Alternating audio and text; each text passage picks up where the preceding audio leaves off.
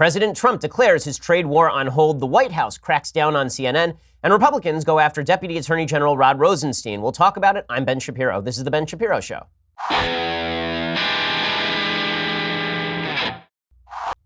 Many a new piece of news will meet my eye. Many a new day shall find me. Well, we'll talk about all of the things that are breaking in the news. First, I need to let you know that if you have not actually bought a ticket yet for our live events in Dallas and Phoenix, what are you doing?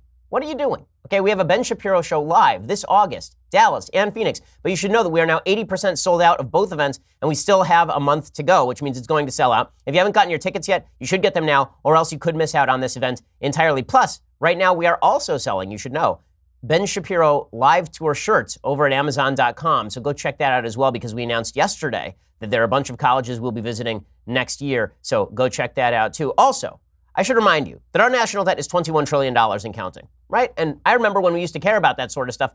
That is a bunch of money that we owe the Social Security Fund and money that we have borrowed from other countries via bonds. Well, that debt is greater than the entire economic output of the United States. If your entire life savings is tied to the U.S. dollar, you should ask yourself what your plan is for inflation, or if the stilts fall out from under the economy. A hedge against inflation and a hedge against uncertainty and stability, it is precious metals. Gold is a safe haven against uncertainty, which is why my savings plan is diversified, and yours should be too. The company I trust with precious metals purchases is, you know it, Birch Gold Group. And right now, thanks to a little-known IRS tax law, you can even move your IRA or eligible 401k into an IRA backed by physical gold and silver, which is perfect for people who want to protect their hard-earned retirement savings from any future geopolitical uncertainty. When you look back historically, what you see is that when the bottom falls out of everything else, gold tends to safeguard savings. Birch Gold Group has thousands of satisfied customers, countless 5-star reviews, and A+ rating with the Better Business Bureau. You all know about Birch Gold's free information kit, but for a limited time, qualified purchases can earn up to an additional $10,000 in precious metals for free through July 31st. To find out if your purchase qualifies, go to birchgold.com/Ben, talk to a rep. birchgold.com/Ben. Let them know that we sent you. Again, the offer only runs until July 31st. Terms and limitations apply. Ask your sales representative for details. Okay, so yesterday was an epic day of good Trump, bad Trump, which is a great excuse for us to bring back our good Trump, bad Trump jingle. We haven't done this in a long time, guys. I'm excited. Let's bring it back. Good Trump, bad Trump, guys. Go. Good Trump, bad Trump. Which one will we get today? Every day is a mystery on Good Trump, Bad Trump. You never know what you're going to find behind door number 1 or door number 2. Well, I've been talking for several weeks about the silliness of trade wars, about why you don't rally tariffs, why you don't increase tariffs in order to increase prices on your own citizens and increase prices on inputs and sink your own economy simply to punish other countries. The president, however, likes tariffs a lot. But yesterday, he went weapons down with the EU. So he tweeted out yesterday that he had made a deal with the EU. He said, great meeting on trade today with Juncker EU. Juncker, of course, is the head of the EU. He says, we have come to a very strong understanding and are all believers in no tariffs, no barriers, and no subsidies. That would be Jean-Claude Juncker, by the way. He says work on documents has already started and the process is moving along quickly. European Union nations will be open to the United States and at the same time benefiting by everything we are doing for them. There is great warmth and feeling in the room. A breakthrough has been quickly made that nobody thought possible. Actually, I mean, to be a little fair, pretty much everybody thought that was possible so long as we just said we're not going to raise our tariffs and you're not going to raise your tariffs and then we get to be friends again. He says, great to be back on track with the European Union. This was a big day for free and fair trade. Now, it was a good day for free and fair trade. One of the big questions here is whether it was Trump's tough talk with the EU that caused them to lower some of their tariffs on American products. That is, I would say, unclear at best, just to be completely honest. Now, I'm fine with the president leveraging and threatening if he gets them to lower their tariffs. That is fine with me, and then we lower our tariffs and everything's all better. So I don't care. That's fine. I'm very pleased that the president has moved in this direction. It was unclear this is the direction the president was going to move, because on the one hand, he likes tariffs a lot. He thinks tariffs are inherently good. And on the other hand, he was saying, well, what we should all aim for is no tariffs. So which was it? Was this just a negotiating ploy, or was this the president speaking his true feelings on tariffs and then his administration sort of fixing it in the back room?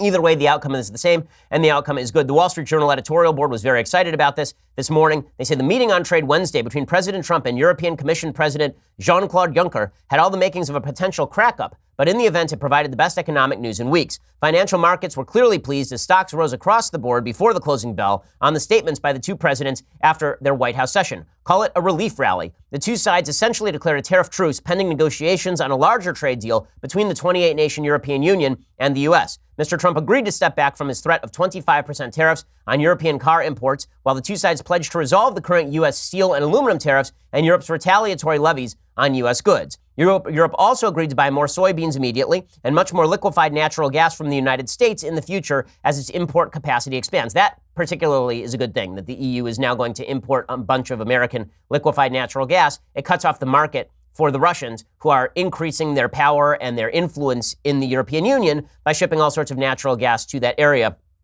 LNG export capacity is expected to nearly triple by 2020 to 9.6 billion cubic feet a day as more export terminals come online and the fracking boom continues. And more importantly, the two sides agreed to negotiate a larger trade deal that Mr. Trump said would have as a goal zero tariffs, zero non-tariff barriers, and zero subsidies on non-auto industrial goods.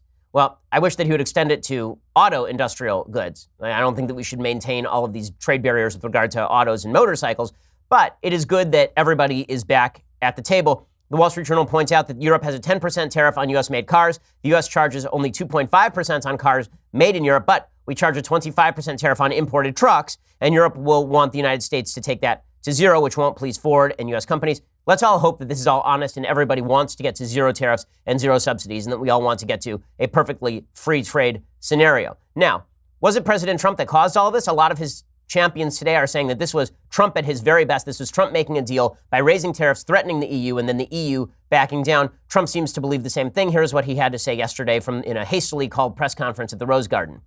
We've never done like we're doing, I can say, from the standpoint of the United States. We've never done this well, but we're going to do a lot better after we do this deal and other deals that we're currently working on. I had the intention to make a deal today.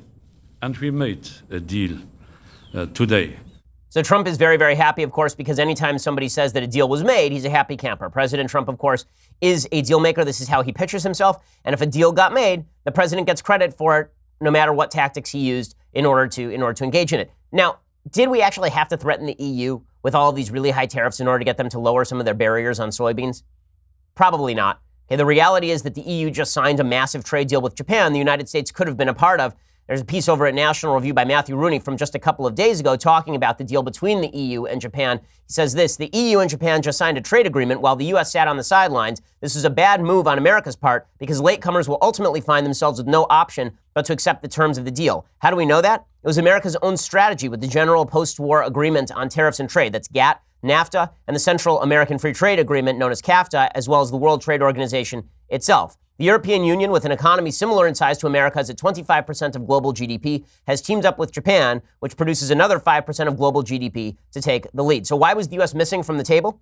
First, because we abandoned the Trans-Pacific Partnership, that would be TPP.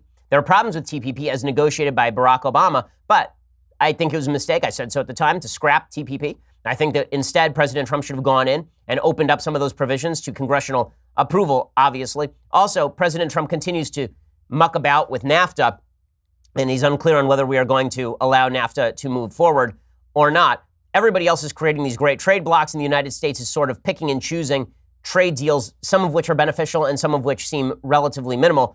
Nonetheless, this is good Trump, okay? Bottom line is the tariffs come down, trade barriers go away. That is good Trump, and President Trump gets credit for the EU lowering its trade barriers, even if I think that this sort of threatening language with regard to tariffs is unnecessary. We'll also have to see the final product. We will have to see the final product of the agreement. We'll have to see the text of the agreement. We'll have to see whether the tariffs actually do come down. So that, indeed, is good Trump. More good Trump was the Trump administration, officials from the Trump administration, coming forward and making clear that American policy on Russia is not going to weaken anytime soon. So we've been hearing ever since the Helsinki conference last week between President Trump and Vladimir Putin, we've been hearing that the president of the United States is weak on Russia. He's in the pay of the Russians. We hear this from Adam Schiff. We hear this from various members of the Democratic caucus, that Trump is a secret agent of the Ruskies. Well, that actually is not true, as evidenced by the policy of the administration. Now, I suggested in the last couple of weeks that there is this massive gap between President Trump's rhetoric and the actions of his administration. And it's one of the reasons, I think, that the left can't understand why so many conservatives support President Trump. They say, well, President Trump says crazy things you'd never accept from Barack Obama. And the answer is, right. But then none of that stuff happens. So when President Trump says a lot of nice things to Vladimir Putin, none of it actually materializes. Also, I do have to acknowledge that this is hilarious. You know, when Vladimir Putin, the dictator of Russia, actually, you remember, he handed Donald Trump a soccer ball. Do you remember this? He handed him a soccer ball as a sort of memento that he was going to keep from this conference. It turns out the soccer ball did indeed have embedded inside it a chip that allowed it to broadcast to cell phones in the area. So it actually was a spy device, apparently. There's a report that it was actually a spy device that was handed from Vladimir Putin to Donald Trump. But Donald Trump did not fall for it because Donald Trump knows soccer. That's a man who knows his football right there. So does any of Trump's rhetoric actually make a difference? It's a serious question that we have to answer with regard to all of these policies. He talks tough on the EU, but then he signs a trade deal with them, which is good. He talks weak on Russia, but then his administration is pretty harsh on Russia. Mike Pompeo, who's the new Secretary of State, the new and improved Secretary of State, he was testifying before Congress. He says, listen, we haven't changed our policy on the Russians invading Crimea and the Ukraine. They need to get out. Well, what about all the talk that this administration was the Manchurian candidate, that it was in the pay of Vladimir Putin? Well, not so much. Here's Mike Pompeo. Today, the Trump administration is releasing what we're calling the Crimea Declaration. One part reads as follows, quote, the United States calls on Russia to respect the principles to which it has long claimed to adhere and to end its occupation of Crimea. Okay, so all of that is good. And then Pompeo continues to say, listen, we're not weak on Russia. You know, he keeps saying we're weak on Russia. We're not the Obama administration, guys. Like, the president may say some stuff, but him saying stuff doesn't necessarily mean that's the stuff that's actually implemented. It's important, Senator. Comparison matters here because there's a narrative that is developed that somehow President Trump is weak on Russia, and when in fact the converse let me just is true. Okay, and then Bob Menendez, the terrible senator from New Jersey, he starts trying to go after Pompeo, suggesting, of course, that President Trump is indeed soft on Russia, and Pompeo just destroys him. Senator, I'm telling you what he had a conversation with Vladimir Putin about. And I'm telling you what U.S. policy is today. I understand, Senator, I understand the game that you're playing. no, Mr. Secretary, with all due respect, I don't appreciate you characterizing my questions. Okay, but I don't appreciate the questions characterizing the Trump administration as some sort of lackey institution for the Russians. It's just a bunch of nonsense. And in just a second, I'm going to explain why Trump's slight disconnect from his administration actually sometimes is a good thing. But first, let's talk about how you eat. And I don't mean that you're not eating healthy. I don't mean that you're not eating good food. I mean you're not eating home cooking, okay? You're going out to restaurants too much. Let's be honest about this. You're spending all your money going out to restaurants, and you don't actually get the joy of cooking with your kids. So I have 2 kids under 5. I love cooking with them. Every morning I get up with them, and we make eggs together, and it's a blast. And they break a couple eggs on the floor, and it's a giant mess, but it's a lot of fun. Well, you can cook with your family and make better food than just eggs with our friends at Blue Apron. Blue Apron is an awesome meal delivery service, okay? They have all sorts of great stuff. We're talking honey chipotle glazed chicken with poblano and lime rice.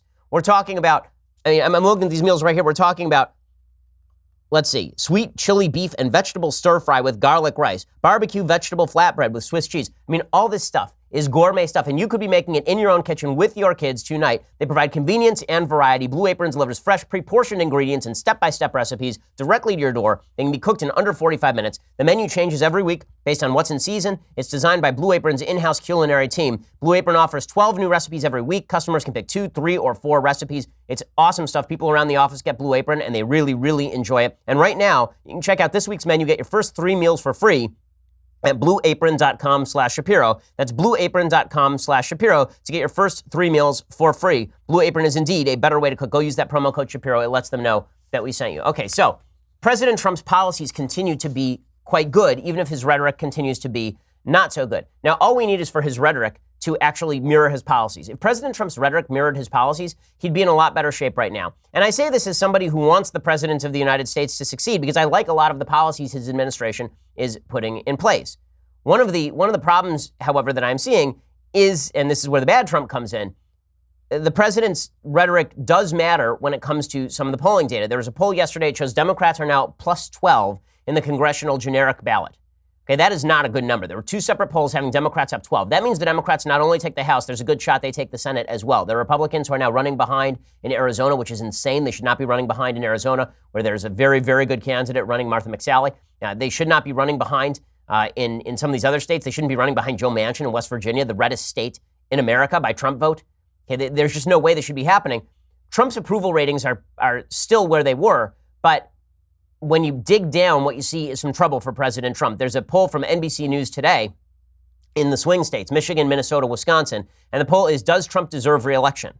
In Michigan, only 28% of voters say Donald Trump deserves re-election. 62% of voters say he does not deserve re-election, that someone else deserves a chance. Those numbers are 30% pro, 60% con in Minnesota, 31% pro, 63% con in Wisconsin.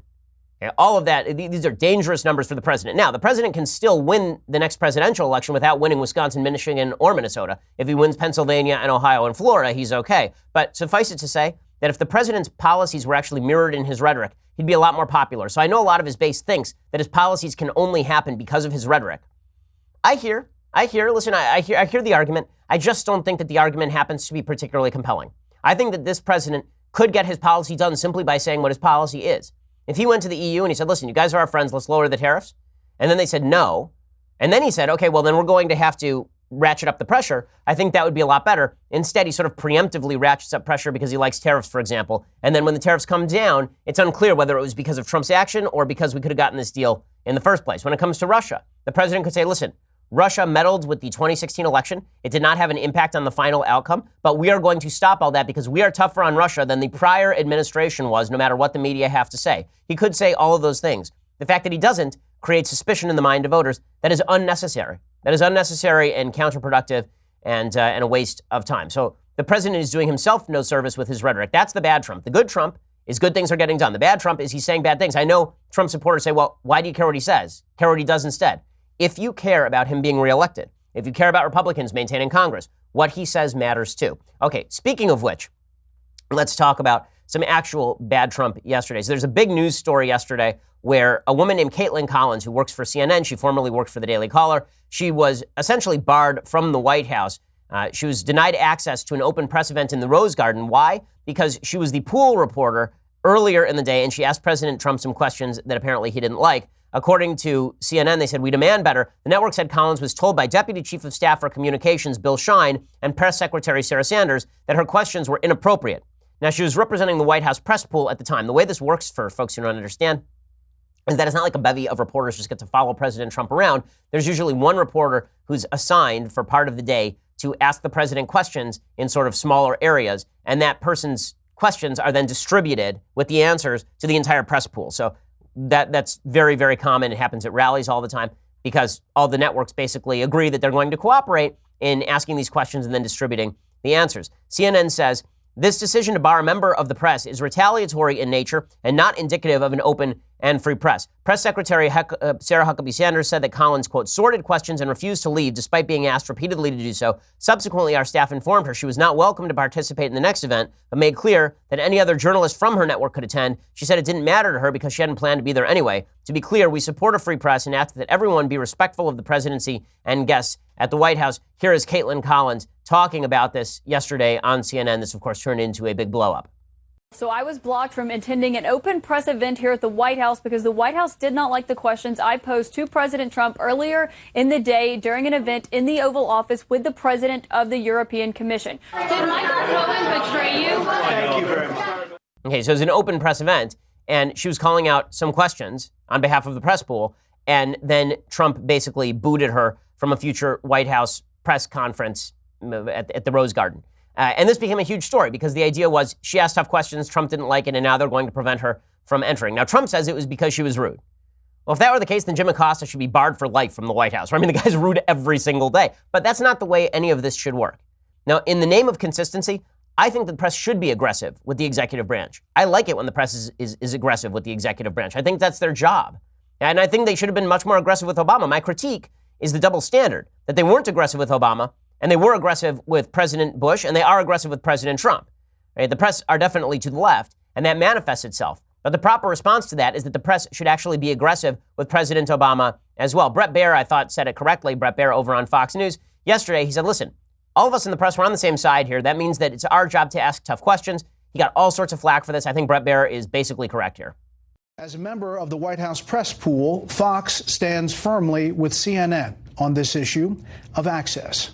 So far, no response from the White House. Okay, Bret Baier got all sorts of crap for this. But again, you should want a press asking questions. Your real critique of the press should be that they didn't ask questions to Democrats, not that Republicans should be able to boot people. Now, I'll show you an example of the double standard here with regard to the press coverage. So this was an event at the White House, and this person was called a heckler. This is a transgender, quote-unquote, heckler who was present at some press conference that Obama was doing with Joe Biden. And this transgender reporter started asking questions about the deportation of LGBT immigrants, and Obama tossed the person to the cheers of members of the press. Americans is. Yeah, hold on a second. Okay, you know what? No. No. Hey. Yeah, listen. You're in my house. Can we escort this person out? Okay, and he had the person tossed. Now, this was characterized as a heckler. The same thing happened to Neil Monroe. You remember Neil Monroe was a reporter for the Daily Caller, and at a White House press conference in the Rose Garden, Neil Monroe called out a question to President Obama. The entire press sided against Neil Monroe, and Neil Monroe was asked to apologize to the President of the United States. My feeling is that the press should be as abrasive with the president as they feel like being. I like the back and forth of politics. I think that this sort of abrasiveness from the press is good, not bad. I held that standard when Obama was president. I hold that standard when President Trump is president. This is a bad look for the White House, and it's something that they probably should not have done. So that is some bad Trump right there. I think it's easily fixable, but it creates a perception that Trump is not pro-free press, which I think is at least somewhat inaccurate. Okay, in just a second, I want to talk about some bad GOP, because I think that some of my friends in the House, people I like, people who I know, are making a bad move in the House of Representatives. I'll explain that in just a second. And then I want to get to the craziest editorial of the day from the New York Times. First, let's talk about your impending doom. So, you're going to die soon. Okay, let's just be real about this. In the span of eternity, there's before and there's after, and there's a little speck in the middle that is called your life. And when you pass, the question is going to be whether you actually left your family with any way of paying for your funeral. The way you do that is you have life insurance, right? You don't want to leave your family without any money, without any redress. And that's why you need to go over to PolicyGenius.com. It's the easy way to compare life insurance online. You can compare quotes in just 5 minutes. When it's that easy, putting it off becomes a lot harder. You can compare quotes while you're sitting on the couch watching TV. You can compare quotes while listening to this podcast. You can just go try it. Policy Genius has already helped over 4 million people shop for insurance, placed over $20 billion in coverage. And they don't just make life insurance easy, they do all insurance. They do disability insurance and renter's insurance and health insurance. You care about it?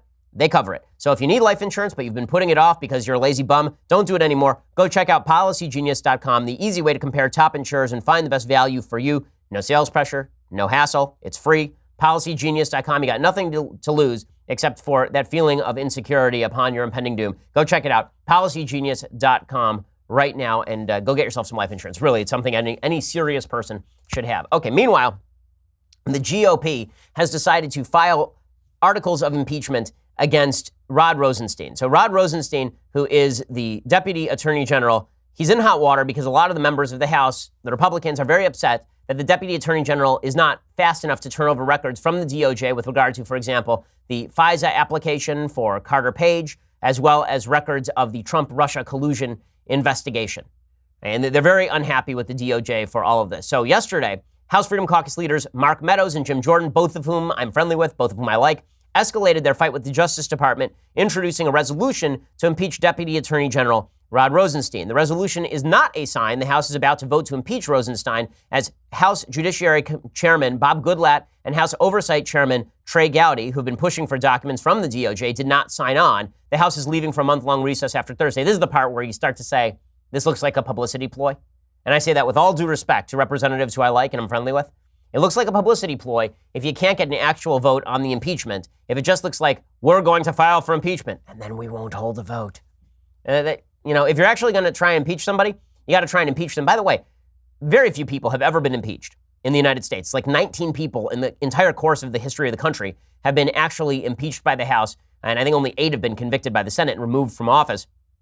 The resolution is the strongest step that conservative allies of President Trump have taken in their feud with Rosenstein and the Justice Department. In a statement, Meadows said Rosenstein should be impeached because of the Justice Department's stonewalling of congressional subpoenas and hiding information from Congress, and for signing one of the FISA Act surveillance warrant renewals for Trump campaign foreign policy advisor Carter Page. Well, that last excuse, right, that Rosenstein signed on to the FISA warrant renewal application, I find that uncompelling, given that we don't actually know what's in that warrant application right now, right? We've only seen the hundreds of pages of redactions, so we don't actually know what was in there. So before you impeach a guy over signing a warrant renewal that may in fact not be bad, you may want to see what's behind the redactions. There's also a bigger problem for the Republicans here. And that bigger problem is pretty simple. It turns out that Rod Rosenstein can be trumped, literally trumped. President Trump can simply release all of these documents tomorrow. Rod Rosenstein is a member of the executive branch. The DOJ is a department of the executive branch. All Mark Meadows and Jim Jordan have to do is walk across the street to the White House, go into the Oval Office and say, Mr. President, tell Rod Rosenstein that it's his job to release these documents or declassify them yourself. Just go do that. Trump hasn't done that, which suggests to me that there is something weird going on. I've asked members of the House about this, like, why is it that President Trump doesn't just release this information? And then members of the House, people like Devin Nunes, will tell me, they will say, well, because President Trump doesn't want to interfere in the investigation. So let me get this straight. Congress is going to interfere in the investigation by going after members of the Trump cabinet, right? Going after members of the Trump team, but Trump can't interfere in the investigation by releasing documents into public view. That doesn't wash for me. And I think it's a mistake. Even Andrew McCarthy over at National Review, who's been a legal booster of the president in the Mueller investigation, he says basically the same thing. He says, going after Rosenstein is obviously of secondary consideration. Plus, how's this going to go? You impeach Rosenstein. Let's say you get what you want. Not going to happen. Let's say you get what you want. Rosenstein goes away. And then President Trump nominates somebody new to fill that slot. And then the Republicans approve that somebody new, and that person walks through the front door and fires Bob Mueller. You think the blowback's not going to be on Trump? What do you think is going to cause more blowback? Republicans impeaching Rosenstein, replacing him, and having that person fire Mueller, or the President of the United States just declassifying documents so that the entire public can see them? The answer, of course, is that the first is going to be significantly more burdensome to the future of a Trump presidency than the president just releasing all of these documents himself. Also, it's worth noting, you know how many impeachment articles were filed against members of the Obama administration when Republicans were in charge of Congress? Giant zero. Giant zero. Eric Holder was held in contempt by Congress, and theoretically, Congress could hold Rod Rosenstein in contempt. Theoretically, they could hold him in jail beneath the House. There actually is a jail beneath the House for holding people in contempt. Really. But if you're only going to file for contempt against Eric Holder, who is a lot worse than Rod Rosenstein, I'm not sure why Rosenstein gets impeached under a Republican president you can talk to, but Eric Holder, who considered himself Barack Obama's wingman, and on behalf of whom Barack Obama declared executive privilege, does not get impeached. So Eric Holder, no impeachment. Rod Rosenstein, impeachment. I don't buy it. I just don't. And maybe there's a good excuse. I have yet to hear it. So I haven't seen enough on this that makes me feel comfortable with what the Republicans are doing here. Now, speaking of stupid moves, there's an article in the New York Times today from the execrable Jessica Valenti. I know it's a word I use too much, execrable, but so many people are just full of it. Again, Jessica Valenti is the author of 6 books on feminism, which makes her just a drag at parties, got to tell you. Well, she is the author most recently of the memoir Sex Object, which is weird. And she has a piece in the New York Times today called What Feminists Can Do for Boys. Now, this could actually be a 3-word editorial. What feminists could do for boys. Leave them alone. Right? And then we could actually just all move on with our lives, but that's not what Jessica Valenti wants us to do. Jessica Valenti thinks that we should not leave the boys alone. Feminists must teach boys to be feminists. Teach boys not to rape. Teach boys to be little girls, basically. I mean, that's really what this editorial says. So she writes this. One of the many political ironies of our time is that feminism's most powerful cultural moment has coincided with the rise of extreme misogyny. While women protest, run for office, and embrace the movement for gender equality in record numbers, a generation of young, mostly white men are being radicalized into believing that their problems stem from women's progress. Well, no, I don't think that men believe that women in the workplace is a real problem, or women being able to choose what they want to do with their sex lives. I don't think there are a lot of young men who object to that, frankly. I don't think there are a lot of men who are sitting around thinking, man, these women, I wish they'd go back to the kitchen. This is a feminist canard that all of us are sitting here going, yeah, you know what? I wish my wife were barefoot and pregnant in the kitchen. It turns out that my wife can be barefoot, pregnant in the kitchen, and work a full-time job as a doctor. Wow, lots of things happening right there. It turns out she doesn't like wearing slippers. That's not my fault. She wants to wear slippers in the kitchen while cooking, and then I'll help her cook. And then she goes and she is a doctor saving people's lives. That's fine. That's fine. But there's this idea from the feminist left that young men who feel emasculated by the feminist movement, they feel emasculated because they fear women's empowerment. I don't fear women's empowerment. I fear emasculation. Right? Like a lot of people fear emasculation. I fear the idea that feminists actually want men not to protect women. They want men not to be masculine. They want men not to be men and have responsibilities for taking care of women and children. They want to read masculinity out of the world. And then they are surprised when men object to this. And I'm going to talk a little bit more about this in just one second. We'll continue with Jessica Valenti's horrible op-ed in the New York Times in just a second. But first, I want to talk about your health. Okay, the one constant in life is change. Society changes, technology changes, health innovations change as well. To stay on the cutting edge of today's fast-paced business environment, you can't rely on energy drinks and coffee to get you through the day. First of all, a lot of that stuff isn't particularly healthy. To crack the code on human performance, there's a team of top physicians, and they've gathered to form Brick House Nutrition. They came up with a great product called Dawn to Dusk. It's the most advanced formula to stimulate your heart, brain, and cells by providing clean energy and focus for up to 10 hours, no jitters, no afternoon crash. I remember when the ad agency president who represents Brickhouse actually came to visit us in the office last month. He'd flown all around the country, and the guy was up. I mean, there's a lot of energy in him. And the reason is because he was taking Dawn to Dusk, and then he was just tearing through his business meetings. Some of our producers have been taking it. Let me just say their output has increased dramatically. Dawn to Dusk will make you the sharpest guy on the conference call, the brightest mind in the meeting, the envy of the entire office, and you're not going to have to make yourself less healthy with sugary coffee and energy drinks that give you heart palpitations. Go to brickhouseben.com and use promo code Shapiro at checkout to get 15% off discount. Easy to remember, Brickhouse Ben, because I am built like a brick house, guys. brickhouseben.com. Use promo code Shapiro at checkout to get a 15% off discount. And if you're listening to this podcast on your phone and you don't have internet access right now, text Shapiro to 41411. So 41411 for a text reminder for this promotion. Don't forget to use promo code Shapiro at checkout and get that 15% off. Try it. I promise you're going to love it. And the kick lasts a lot longer than a cup of coffee. Okay, before I go further with this Jessica Valenti nonsense and we talk about the feminist movement and how it's basically destroying, I think, the future of sexual relations in the country, but relations between the sexes, first, you're going to have to pay us. So go over to dailywire.com right now. Give us $9.99 a month. Take out your wallet, take out that $10 bill, send it to us. And when you do, you'll get the rest of this show live, the rest of Andrew Klavan's show live, the rest of Michael Knowles' show live. You get to be part of our mailbag, which we are doing tomorrow. Have all of your questions answered. Do it. You'll love it. Also, when you get the annual subscription, it's cheaper than the monthly. Go into that same wallet. If you have a $100 bill, send it to us one time. You don't have to worry about it for the next 12 months, and you save yourself $20. And you get this, the Leftist Tears Hot or Cold Tumbler. Now let me explain this tumbler. Okay, this tumbler is just magnificent in every possible way. You will love every aspect of it. And there are people who say, well, Ben, you talk about civility, and yet you yourself sell a Leftist Tears Hot or Cold Tumbler. Right. It doesn't say liberal tears hot or cold, because liberals are people I can have a conversation with. It says leftist tears hot or cold. Those are the people who scream at the sky after President Trump is elected and then write op-eds for the New York Times. And their tears should be drunk. Okay, it's not quite as healthy as Brickhouse Energy, but it's relatively healthy. Not bad for you. You got to hydrate. So go check it out right now. Replenish those electrolytes. Also, go subscribe over at YouTube or iTunes.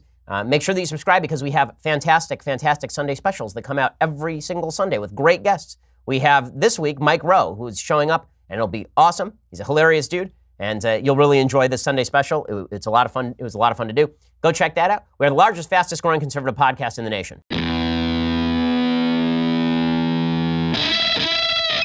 Alrighty, so continuing on with our good friend Jessica Valenti. She says, whether it's misogynist terrorism, the rash of young men feeling sexually entitled to women, or the persistent stereotype of real men as powerful and violent, it's never been clearer that American boys are in desperate need of intervention. They are in desperate need of intervention because you have robbed them of purpose. As I've said many times, when feminists say things like, teach boys not to rape, you know, I think, a pretty good guy. When I say a pretty good guy, I don't mean I'm nice to people, because, come on, I'm not nice to people. But the reality is that I was a virgin until I was married. I have very high sexual standards for myself, and I did all the way up until the time that I was married. I've been married for 10 years already. I have 2 children under the age of 5. I spend an awful lot of time with them every single day. I take care of them. I provide for them. I protect them. I make sure I know how to protect them. Right? This is the stuff a man should do. When my father was bringing me up, my father never sat me down and said, Ben, don't rape. Because no one has ever said that in the history of humanity. It's like saying to someone, son, don't murder. No one says that. What your father teaches you, what your parents teach you, is to be a good person. And what that means is taking responsibility for others. It's answering the question that is asked by Cain in the book of Genesis. Am I my brother's keeper? And the answer is, you are your brother's keeper, and you are your sister's keeper. And you are taught that you are to protect yourself and your family and your civilization. Right? These are the things that make good men. Men who are robbed of purpose become destructive. Men who are robbed of purpose turn that aggression outward. Men who are robbed of purpose tend to hurt others in ways that they are not even thinking about. They tend to treat other people as objects. Now, you want to know why men are treating young women as objects? Because they've not been taught that they are supposed to have responsibility for those women. I don't mean they're supposed to own them. I don't mean they're supposed to control them. I mean they're taught that they're supposed to protect women. If you're not taught to protect women, if you have a bunch of young men who are never taught that their job is to protect women, and they are taught that instead women are just these things out there, and you treat them as you would treat other things, then you shouldn't be surprised when men treat women as objects, which is a great, great evil. Okay, but feminists get this all wrong. So Valenti says, though feminists have always recognized the anguish that boys face in a patriarchal system. Anguish? We haven't built the same structures of support for boys that we have for girls. If we want to stop young men from being taken in by sexism, that has to change. Well, first you have to define sexism. The feminist left has an unfortunate tendency to define sexism as treating women nicely, like opening a door for a woman, picking up the tab, saying that a woman looks pretty today. These are terrible, terrible sins. And one of feminism's biggest successes, according to Valenti, was creating an alternative culture for girls and women seeking respite from mainstream constraints. Girls worried about unrealistic beauty standards, for example, can turn to the body positivity movement. Those of us who find traditional media's treatment of women unappealing can read feminist blogs and magazines. Female college students who have critical questions about how gender shapes their lives can take women's studies classes.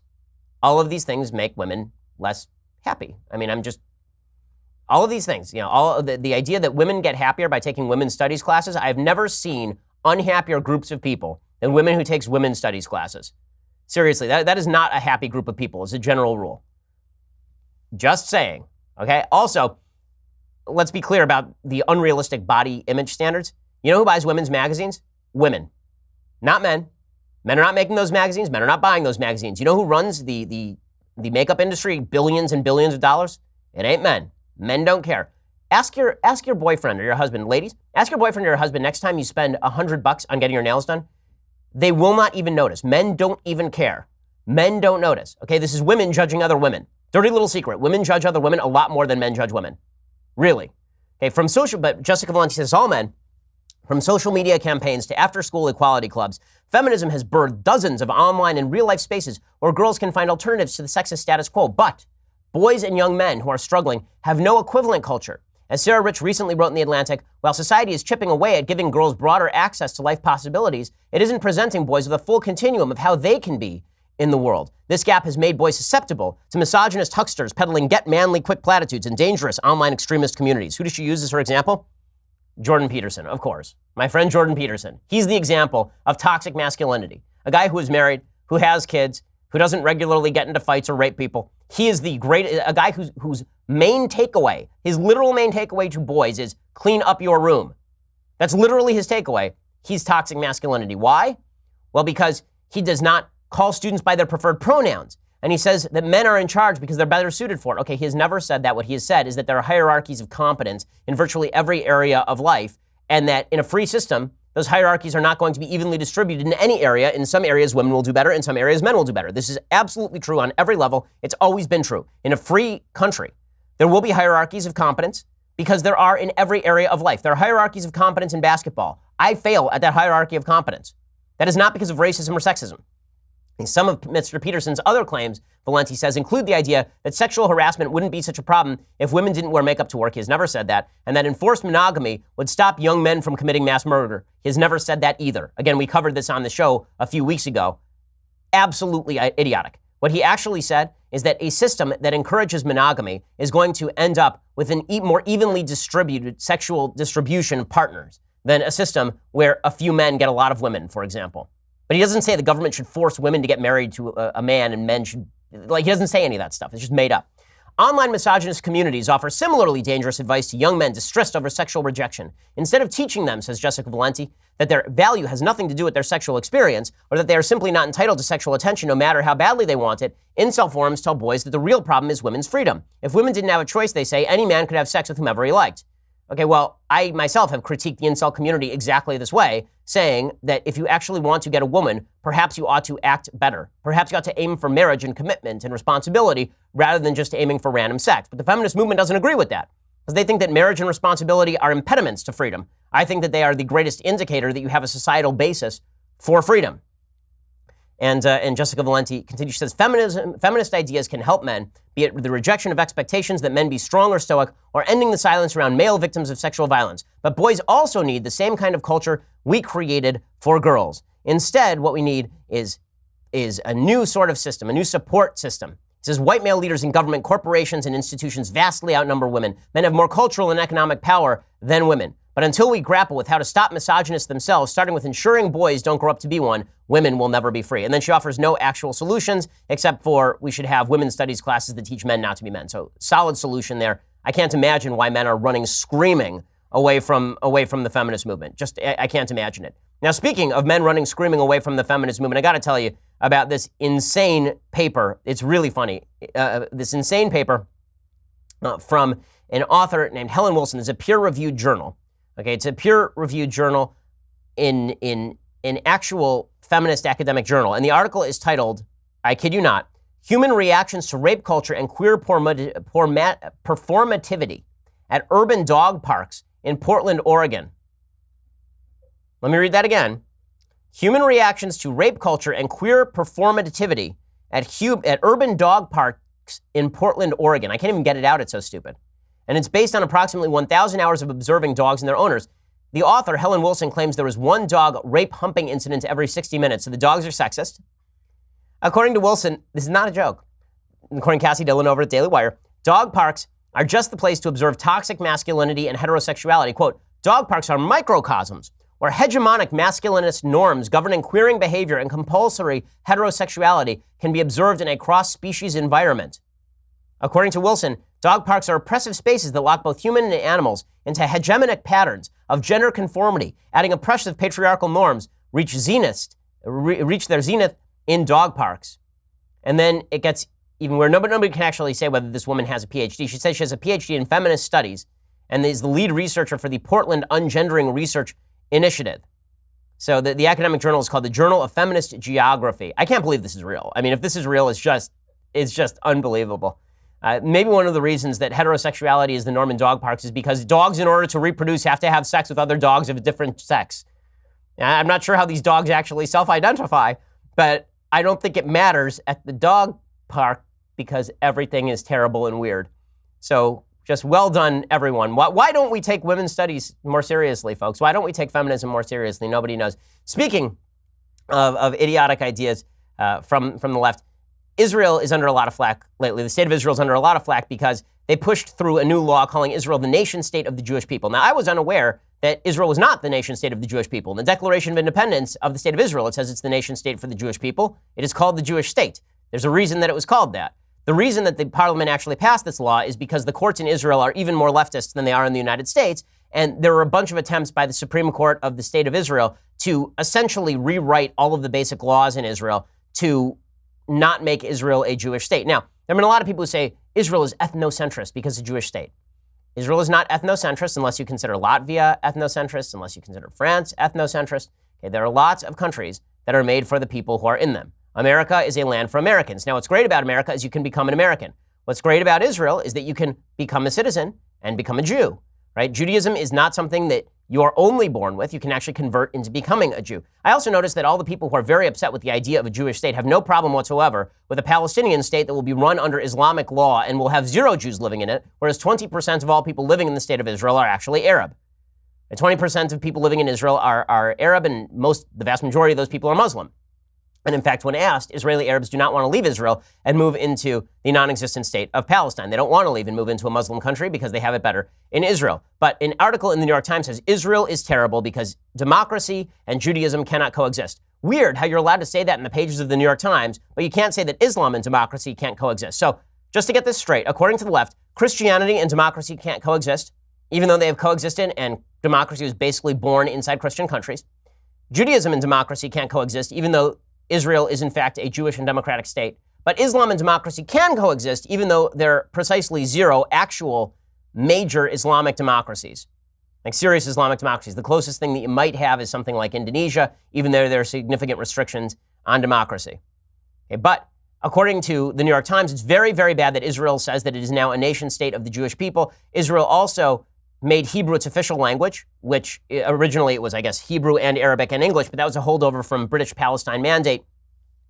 So they have said that Hebrew is the official language, but these other 2 languages are given quasi-official status. So now Israel is apparently evil, evil, evil, evil. It's really amazing.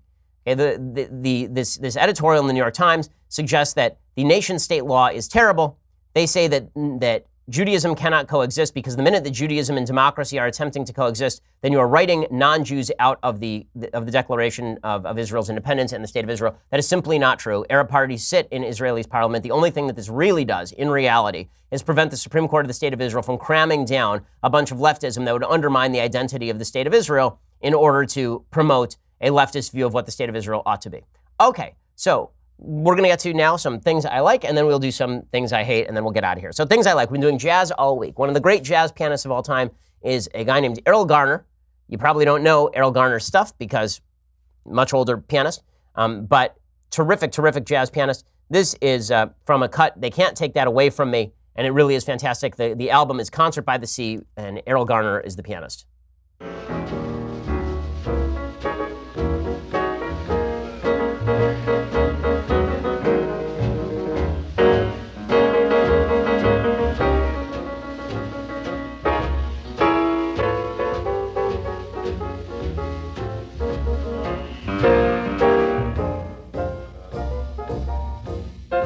It really swings.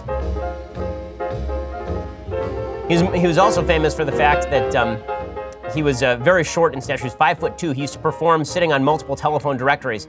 I have sympathy.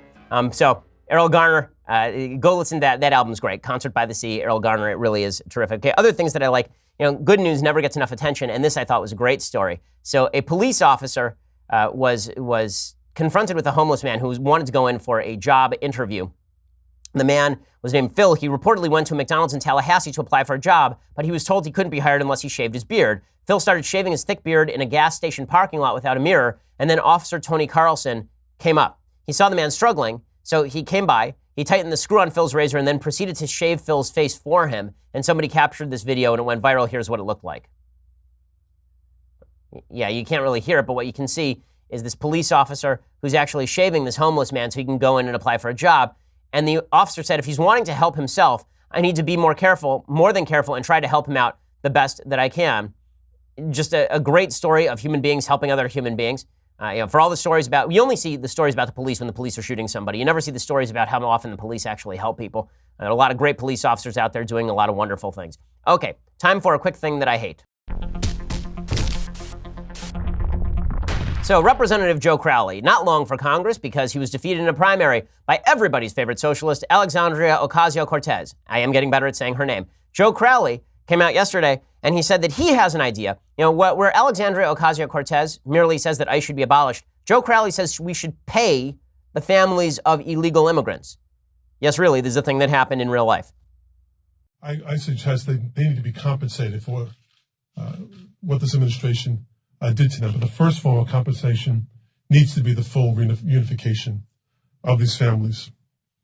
Okay, so reunify the families, fine, but then we should pay them? They crossed the border illegally and then cost us a lot of money. How, what, why, where, when, how, who? I mean, none of this makes any sense, but it is obvious right now that members of both parties, but particularly Democrats, are really catering to a hardcore radical base. And the more radical you are, the more popular you are, which is why Maxine Waters, who is a full-fledged nut job, is now anti-Maxine inside the Democratic Party.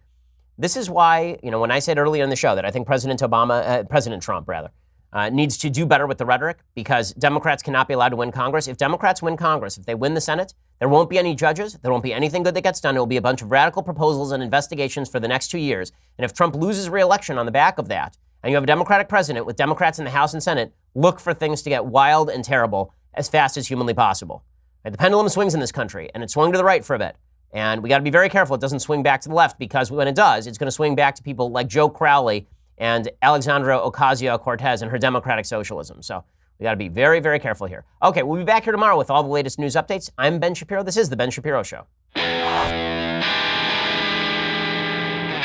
The Ben Shapiro Show is produced by Senya Villarreal, executive producer Jeremy Boring, senior producer Jonathan Hay. Our supervising producer is Mathis Glover, and our technical producer is Austin Stevens. Edited by Alex Zingaro. Audio is mixed by Mike Caramina. Hair and makeup is by Jesua Alvera. The Ben Shapiro Show is a Daily Wire Forward Publishing production. Copyright Forward Publishing 2018.